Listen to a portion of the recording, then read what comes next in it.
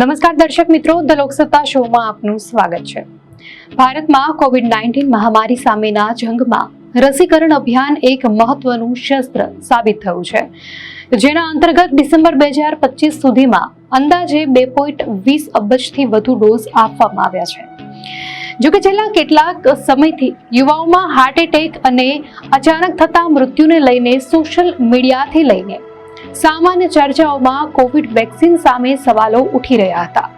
આ દરમિયાન એમ્સ દિલ્હી દ્વારા કરવામાં આવેલ એક નવો મેડિકલ સ્ટડી આ વિવાદ પર મહત્વનો પ્રકાશ પાડે છે। આ સંશોધન અનુસાર યુવા વયસ્કોમાં થતા અચાનક મૃત્યુને કોવિડ વેક્સિન અથવા કોરોના સંક્રમણ વચ્ચે કોઈ વૈજ્ઞાનિક સંબંધ હોવાના પુરાવા મળ્યા નથી।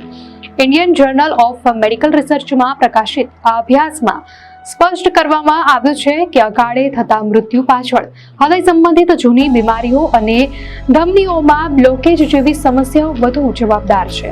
એમ્સના પેથોલોજી અને ફોરેન્સિક વિભાગે 1 વર્ષ સુધી કરેલી તપાસમાં જાણવા મળ્યું કે યુવાઓમાં થતા મૃત્યુમાં 2/3 કિસ્સાઓ હૃદયની બીમારીઓને કારણે હતા, જેમાં મુખ્યત્વે નસોમાં 70% વધુ બ્લોકેજ જોવા મળ્યું હતું। આ ઉપરાંત ન્યુમોનિયા અને ટીબી જેવી શ્વાસની બીમારીઓ પણ અન્ય મોટું કારણ બનીને સામે આવી છે। જોકે આ અભ્યાસમાં 20% એવા પણ કિસ્સા હતા જેમાં મૃત્યુનું ચોક્કસ કારણ જાણી શકાયું નથી, જેના પર કેટલાક સ્વાસ્થ્ય નિષ્ણાંતોએ સવાલ ઉઠાવ્યા છે।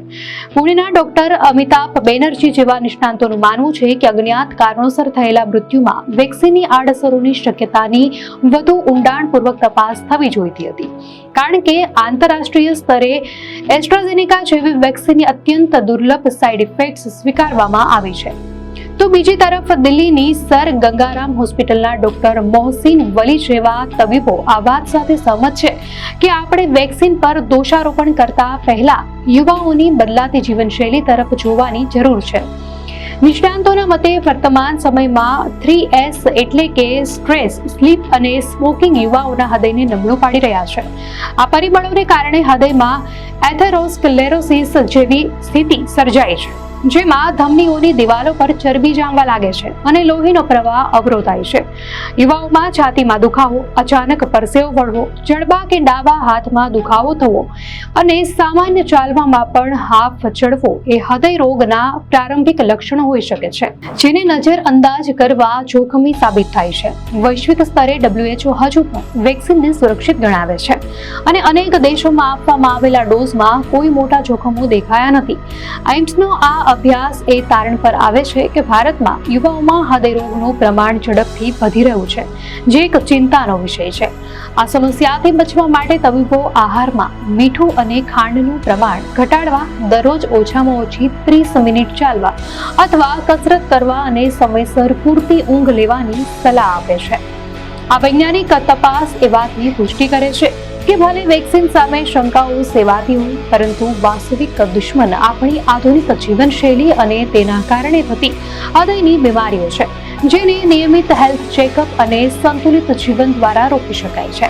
અંતે નિષ્ણાંતો એ બાબત પર ભાર મૂકે છે કે ભલે એમ્સના રિપોર્ટ વેક્સિનને ક્લીન ચીટ આવી હોય, પરંતુ યુવાઓમાં વધતા કાર્ડિયાક એરેસ્ટના કિસ્સાઓમાં એ લાલબત્તી સમાન છે।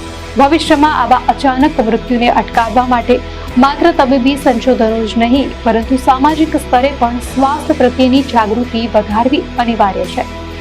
ખાસ કરીને વર્ક લાઈફ બેલેન્સ જાળવવું અને પ્રોસેસ્ડ ફૂડથી દૂર રહેવું એ આજના સમયની સૌથી મોટી જરૂરિયાત છે।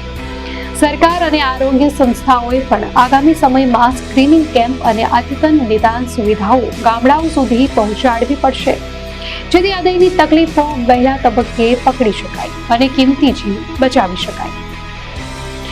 દર્શક મિત્રો, આ માહિતી આપને કેવી લાગી? આપની પ્રતિક્રિયા અમને કોમેન્ટમાં ચોક્કસથી જણાવશો અને જો આપને આ વિડીયો સારો લાગ્યો હોય તો વિડીયોને લાઈક કરો અને ચેનલને સબસ્ક્રાઇબ કરો।